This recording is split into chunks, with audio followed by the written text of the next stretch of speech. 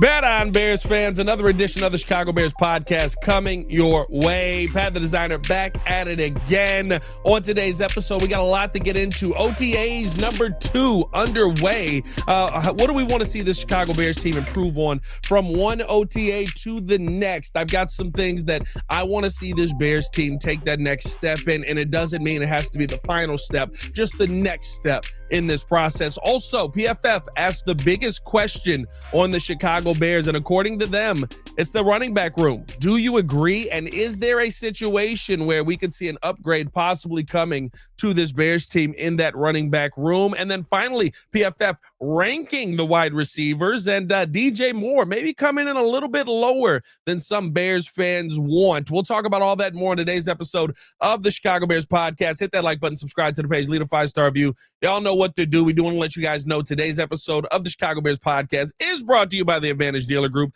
Find your next Chevy, Toyota, or Acura and drive off in under 60 minutes, or they'll make your first car payment. Also brought to you by the Hard Rock Casino in Northern Indiana, Las Vegas style gaming, just 30 minutes from Soldier Field, exit 6, right off of I-80-94. All right, let's jump into this episode, guys. Appreciate y'all, like I said, for tuning in and rocking with us. Very, very fun time here around Chicago, especially with OTAs, getting a chance to get a look at what Ben Johnson is going to be able to do with this team early in practice and how much they're improving from one practice to the next. When you talk about OTA number 1, I think some of the key things that really stood out was the quarterback chemistry with some of the receivers once he was able to get comfortable, how him and Rome Odunze really had a feel, how he was able to get the ball in there to DJ Moore, talking about Caleb Williams, of course, but there was some up and down in there, right? It wasn't all perfect. Everybody who talked about the Ben Johnson blow up at Cole Kmet, there were a couple of those moments where the coaches did have to get on the players. I think there were some interesting absences as well. Luther Burden being missing from that practice. That's something to keep an eye on here as we head into OTA number 2, right? Ben Johnson said last week, he's got a soft tissue issue, and we don't know exactly when we're going to be getting him back just yet.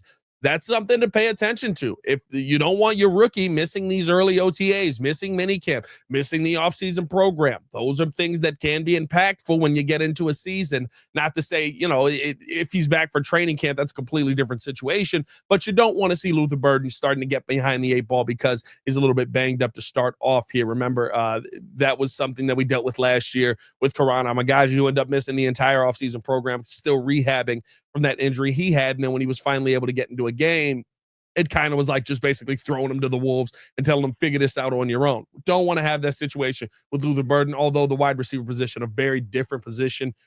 You can kind of figure some things out. There's ways to circumvent some of the struggles that may come there, but something to keep an eye on nonetheless. As we head into this OTA number 2, some things I am going to be focusing in on. I think starting off the quarterback comfortability. Caleb Williams didn't look uncomfortable. I think, in fact, he had a really good tempo early on in that practice, a longer practice, but you saw him getting to it fairly consistently, getting in the huddle, calling the play, getting everybody lined up. It was quick. I mean, it was not like we were taking our time. Guys were struggling to figure out what the play call was. Guys were struggling to figure out, okay, where am I supposed to be? How am I supposed to be? There's a couple of times where Caleb had to look down. I think there was one time last week that I'm trying to remember who the receiver was. It may have been J.P. Richardson, Cam Darling. It may have been J.P. Richardson, but there was a moment where Caleb had to kind of tell him, hey, you're too far out. You got to come in. And eventually he ends up sliding in. But I just felt like, the comfortability of the quarterback to his wide receivers, it was very up and down. It was a very fluid situation as Ben Johnson talks about a ton, right? It was one of those moments where, there were times where Caleb and Rome Odunze were absolutely locked in and they looked phenomenal together. There were times where it seemed like Caleb Williams was thrown to the wrong spot. There were times where Caleb and DJ Moore seemed locked in. There were times where Caleb Williams was thrown to the wrong spot or DJ Moore maybe ran the wrong route. Either way, right? Like there were those moments that we were seeing in week 16 play out yet again. But new system, new people. I want to see Not only is the tempo improved, but also is the chemistry and the comfortability in the system moving in the right direction. And on top of that, is Caleb Williams getting comfortable playing under center? We saw Caleb mostly, I want to say, in the shotgun early on in that practice. Again, 7-on-7 situation. You're not going to be up under center. We'll probably see more of that at training camp. But do we see any of that where Caleb Williams is standing under center, and how does he look with that? So many people are focused on that left foot being forward, but remember, that's something big that the Bears really want to develop with Caleb Williams coming in here into this practice, into this OTA process. This is a time we'll probably see a lot more of that. So hope to see some of that and just see the comfortability improve between Caleb and this team as a whole. And I'll be honest with you. The big question for me coming from OTA 1 to OTA 2, is the yelling working, right? Everybody focused in on the screaming that we saw last week, and that was the problem. Oh my God, he's yelling at his players. That's not a way that you need to coach. He's getting after. I don't care one way or the other how you feel about it. Is it working, right? Is the process working? Is going after Cole Kmet going to affect coming into this practice where Cole Kmet is getting lined up in the right spot and getting lined up in the right way? Like the video, if you agree with this spot here, because that's all that matters. That's all that matters. Is this helping the team develop and move forward, or are we yelling at guys about the same situations over and over and over again? Because in that case, then you realize, okay, this style of coaching is not working for these guys, which could be the problem of the guys, which could be, the coaches need to adjust their style a little bit for specific players, which is what you're supposed to do as a head coach at times. It's not a one size fit all anymore. You know what I mean? So I do believe that the focus should be on, okay, we're getting after these guys. We're holding them accountable. We're not telling them to restart the play from where the play is at. Take it back to the huddle. We're going to do this perfectly all the way through. Is that having an impact on this team from year one, or from week 1 to week 2 here? And again, it doesn't have to be a finished product. It doesn't have to be a polished product. But if you can go through a practice where you're looking at these players by the end of that practice and going, wow, they got into the huddle, they got out of the huddle, the execution was much better. I think you feel better from OTA 1 to OTA 2. Again, last OTA was an install period. They were figuring something. These were new concepts to everybody out there, and they were moving like they had been in the system for 10 years. So are you getting that continued growth just where, okay, I got to be in my spot, and I know where I'm supposed to line up. I know how it's supposed to work. I know what route I'm supposed to be running here. We're all going to be on the same page, because those are things where if you can get on the same page now, and mistakes are still going to be made, but if you can get on the same page now, you can have that ready to go for week 1. When's the last week 1 that lived up to a week 1? When's the last week 1 that lived up to the hype, where the Bears were talking about the preparation, going through the preparation, we're going to be prepared, and all of a sudden they actually looked prepared in week 1? We haven't seen one of those. I'm not telling you got to be perfect, but look prepared for the matchup that you're going to be in. It's been a while. What? I'd say 2019 Green Bay, 2018 Green Bay, 2019. 2018 when we went to the playoffs. The last time I felt like week 1 of the season, we probably were prepared. And we ended up blowing that game too. But that may have just been Aaron Rodgers off the perky. So that's one thing that I do really want to see this team improve upon. Another thing to be watching for is who's going to be getting the number 1 reps on that off-ball linebacker spot. Now, again, that nobody is set. There's going to be a ton of movement here. But that Sam linebacker right now is a question mark for the Chicago Bears, because you've got a couple of guys who are going out for that spot. Now, that's not going to be somebody who's on the field all the time, but Daniel Hardy got some good run at that position. And friend of the show, we had him on the podcast with me and J-Mac. And I really believe that the situation around Daniel Hardy it screams this is a guy that can fit in here at a different position and be able to make a great impact, especially in the run game. Daniel Hardy, somebody on special teams who I think could be a really, really good piece in that role as that Sam linebacker. But right now he's kind of playing a similar role in a sense in the special teams role, right? He's been asked to do just about everything on special teams. Is there a way that you can utilize his speed, his size, his ability to take over kind of that off-ball Sam linebacker spot? I think that's going to be something to really watch for the Bears here heading into OTA number 2. And then,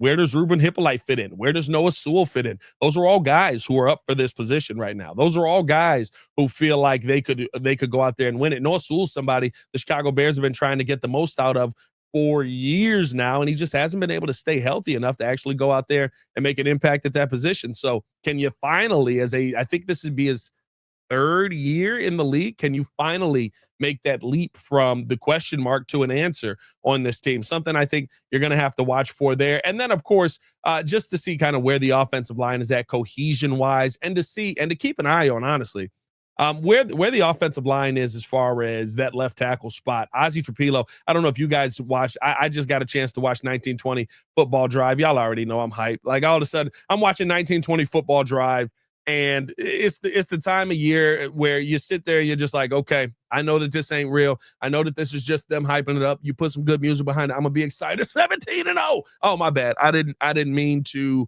go out there and yell that out. Like, I don't think the Bears can go 17-0. They're 10-17. We're not going to 17-0. We're not going to lose our minds and say that the Bears can go out there and win every game this season, sweeping the Packers. You know what I mean? Like, that's how you feel after watching a 1920 Football Drive. That's at least how I feel watching 1920 Football Drive. But seeing Ozzie Trapilo go out there and hearing the praise that Ryan Poles gave him on, we think that this guy could compete for the starting job at both tackle spots. Excuse me? Well, you've got Darnell Wright at the right tackle spot. So are you telling me that he could compete for the job at the right tackle spot? Or are you talking about just the left tackle spot here? No, we feel like he can compete on the right and the left side. Excuse me? So I've said multiple times, that's my favorite pick from this draft. It's the pick that I think the Bears absolutely nailed. I think you got great value with him in the draft, and I think that he's going to be somebody who can fit in, slot in, and be an absolute stud. And you have your bookend tackles while going out and signing your interior guys and getting the answers right there. I think that's going to be one where I'm really, really excited to see where Ozzie Trapilo is going to be slotting in here at this second OTA practice. I think he's going to be an absolute stud for the Bears, and I am excited to see, the growth that he's going to have. And listen, that starting left tackle spot right now wasn't a great one, right? You started off with Karana Magaji, first couple of reps, oof, rough. And again, you can't judge anybody finally. There's no depth chart set. But it was rough to see. They ran a couple of run plays. He looks really good in the run game at that left side. I think that's probably where he feels the most comfortable right now. It's going to take him a while to get there in the pass pro. Pass pro was rough. It was rough. So from practice 1 to practice 2, how much growth have we seen on that offensive line, and who is really kind of sliding in next to Joe Thuney there on that left side is going to be something to watch for. Let me know how you guys feel in the comments below. What's the number one thing you want to see improve between OTAs number 1 and number 2? Let us know in the comments below. I'll be down there talking with you guys as well. Want to keep this thing moving along, man. I appreciate y'all for showing love as you always do. Also, got to tell you guys that today's episode is also brought to you by Mitch Lyons Wealth. Mitch Lyons, a former NFL player who has shared some grass, not that kind of grass, with Yurko, and he's the expert in protecting your nest egg and optimizing your income. Go to MitchLyonsWealth.com. That's Mitch, Lyons Wealth.com. MitchLyonsWealth.com. Your best game plan to protect, grow, and win retirement. We're going to keep this thing moving along because another thing that you do have to watch for here in OTAs, I think, is going to be who the number 1 running back is going to be coming out of this whole thing. Now, that is a conversation that is probably not going to be set right now. You're definitely looking at DeAndre Swift as the number 1 running back on this team. But PFF's Bradley Locker dropped an article on the biggest question for every team, and this was the question for the Chicago Bears. What's the plan at running back? Ahead of the 2025 NFL draft, the Bears' most obvious need seemed to be at the running back, but with the draft in the rearview mirror and the dust settling on the offseason, there's little clarity regarding Chicago's intentions at the position. In his first season of a 3-year, $24 million deal, DeAndre Swift, and they give the PFF number 65.7 PFF rushing grade, 18 runs of 10 plus yards, underwhelmed. Many anticipated the Bears cutting ties with Swift as Ben Johnson took the reins, but the former Lion is still positioned as Chicago's running back one. On top of that, general manager Ryan Poles didn't draft a running back until the 7th round by a Kyle Monangai, who had registered a college PFF grade of 78.2, and could add someone such as J.K. Dobbins, 67.1 PFF rushing grade. Could someone such as J.K. Dobbins be in play as an addition to a room that needs one? And here's what I'll say, right? Here's the conversation that I want to have around this. What is the plan at running back? So this weekend, when I read this article, I was like, you know what? I got some time. It's the holiday weekend. There's a little bit of time where I'm just not really doing too much, and the kids are kind of sleeping. Let me go back and watch some of what was going on in Detroit in that 2022 season last year when DeAndre Swift was there. Let me see if this is like, a situation where, they just found better value in Jamal Williams, or you actually felt like DeAndre Swift wasn't that guy. And the feeling that I get going back to that 2022 season, watching those games and seeing some of the moments that Jamal Williams was being put in that felt like perfect DeAndre Swift moments, and seeing Ben Johnson basically go, "Meh, we're good." Like it's one of those things where I do wonder, is it just there's something about Swift that Ben Johnson doesn't trust? Has that changed? Is that something that you're going to all of a sudden go out and be looking to go into another season and feel comfortable with? Are you going to be looking to give DeAndre Swift the ball like you did in Detroit? Or are you going to have a ton more faith in him? Because there were so many scenarios with DeAndre Swift, who I think only got about 542 yards that season. Let me double check that there. Don't want to be giving y'all the wrong information. But the only thing about that is, like, there were so many of these moments. Yeah, 542 yards. He got 5.5 yards per carry. He had 5 touchdowns on the season, 48 receptions. But there were so many moments. And I'm not sitting here telling you that Jamal Williams didn't have a great season, but you can kind of tell, like, you're forcing it to Jamal Williams here. There's something going on with DeAndre Swift that Ben Johnson just doesn't rock with. And I don't know if all of a sudden all of that has changed as he's come here to Chicago, right? I don't know how the practices are going, how that preseason situation is going to work out, how training camp is going to work out. But I do wonder if there is still that we don't have the confidence in the running back room where we need it just now. Because you look at, if you don't have confidence in DeAndre Swift, and I don't know whether they do or not, but it didn't seem like that at all last time he was with Ben Johnson. But if you don't have confidence in DeAndre Swift, I don't think that you can sit there and go, yeah, well, Roshan's going to give us 17 games of health. We haven't seen that just yet. Are you all in on Kyle Monangai? I'm a big Monangai, but are you all in on Kyle Monangai as the 7th round pick that's going to go out there and just give you all the answers in the world? I don't know if you can be there just yet. Are you all in on, Ian Wheeler coming back, who's not even out there yet? Right? Are you all in on Ian Wheeler being back and all of a sudden being able to go out there and dominate at that? Like, you don't have a ton of options. And even in that situation, which is kind of what it felt like with that 2022 Detroit team, where you really had Jamal Williams, and that was kind of it, because you just didn't want to give the football to DeAndre Swift. If you're going into this with the mindset that I'll just give the ball to somebody else, it might be beneficial for you to go out there and sign somebody that you feel more comfortable in, whether that is a Nick Chubb, who maybe you can get with a little bit more of a discount, or it's a J.K. Dobbins, who I don't believe that he's going to be in a trade situation at this point. I think that, nobody's trading for J.K. Dobbins. It doesn't seem like it. Seems like that market is absolutely dead. So he'll probably be on the free agent market by the time things start to hit. Like, there's just all of these moments where, when I got a chance to actually go back and sit down and watch some of those drives, some of those moments where it felt like that's a spot where you feel like DeAndre Swift would fit in.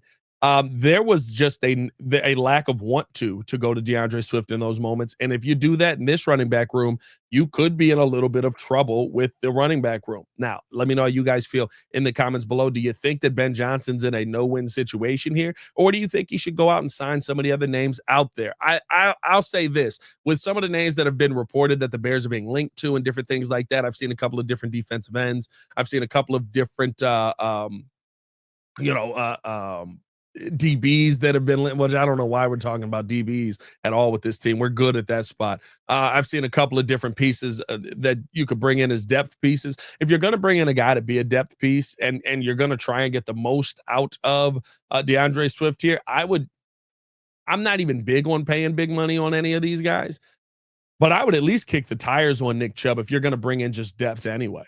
Right. I understand the injury history. I understand the question marks. And I understand I'm not in the business of going out here and paying running backs, but you paid $8 million.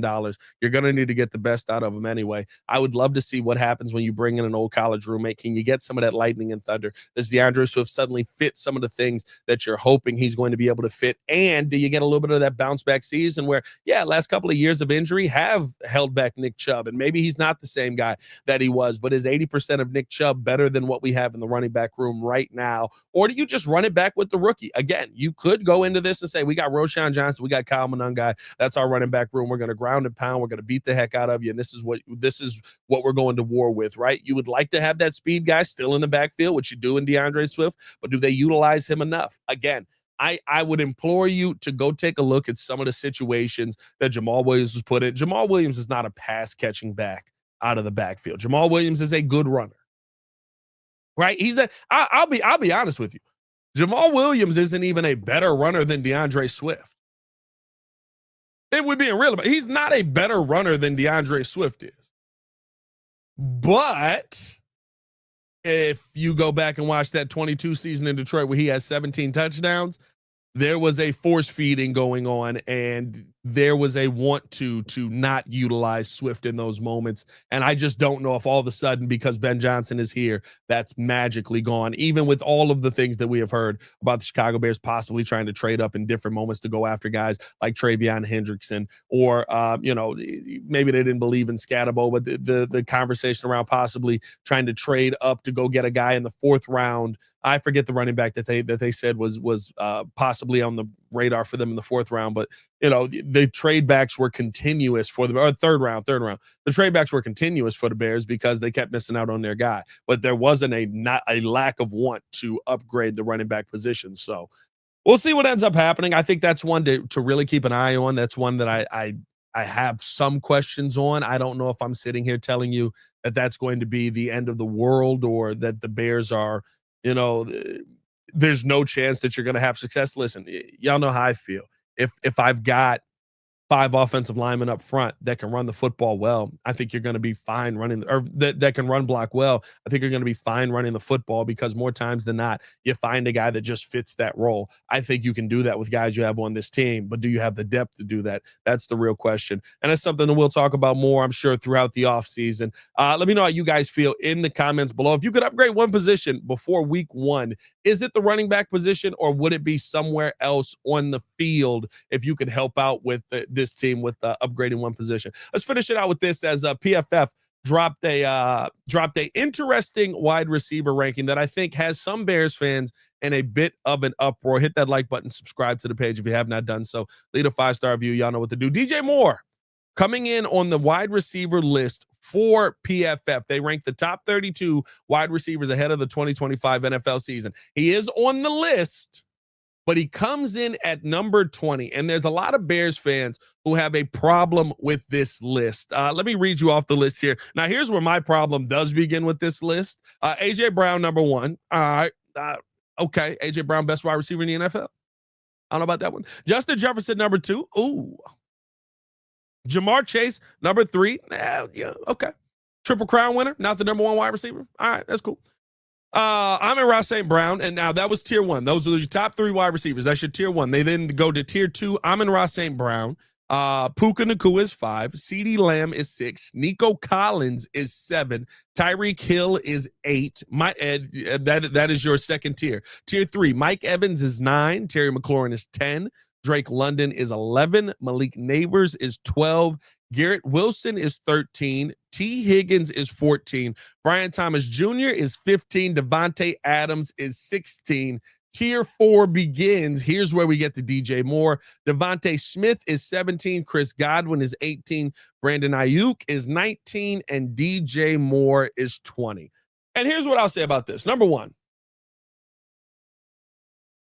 for the quarterback situations that DJ Moore's have, to say that he's a top 20 wide receiver in the NFL, I don't view it as disrespectful. I don't view it as too low. It's probably right around where I would put him based off of what we saw last season with DJ Moore and kind of the ups and downs that were had from the relationship between him and Caleb Williams. And the thing that I keep saying is, who are you taking off of this list? You want to take Brian Thomas Jr. and move him out of the way? Sure. We want to go longevity. I think there's a conversation there. Brian Thomas Jr. had a phenomenal season last year, though. Brian Thomas Jr. in his rookie year in a season of turmoil had 1,200 yards and 10 touchdowns.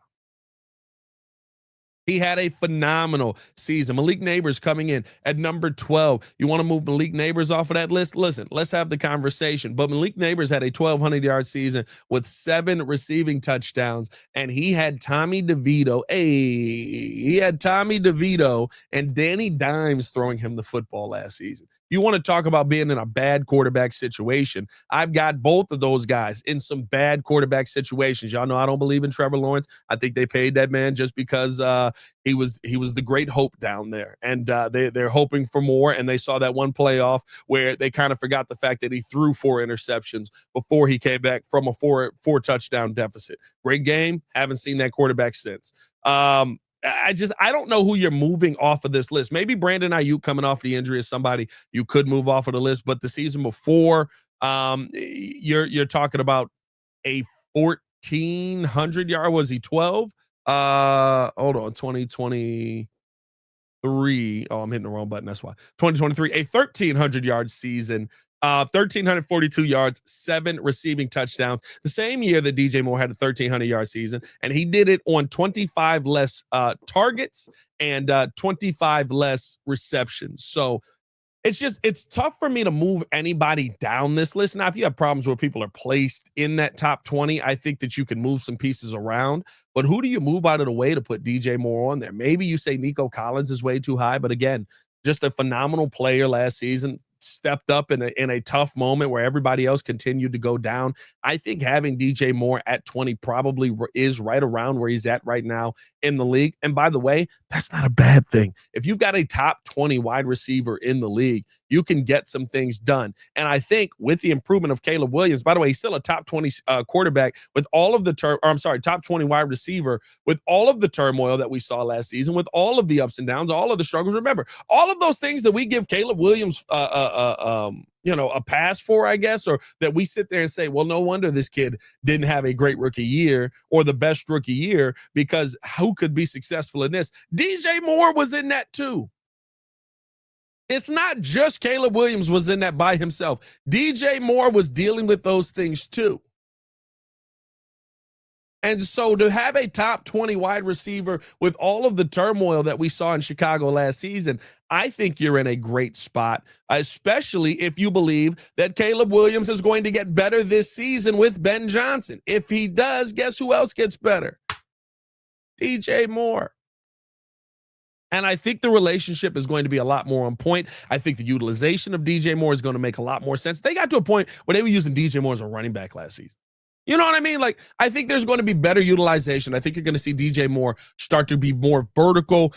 Listen, the Shane Waldron conversation about him coming in, remember, there was a point last season where we talked about it on the podcast where you look at the passing charts of Shane Waldron and where he's been and how short all of the routes are because of his lack of offensive line development under his tutelage, right? Or if you want to attribute that to Simo, I think you can do that as well.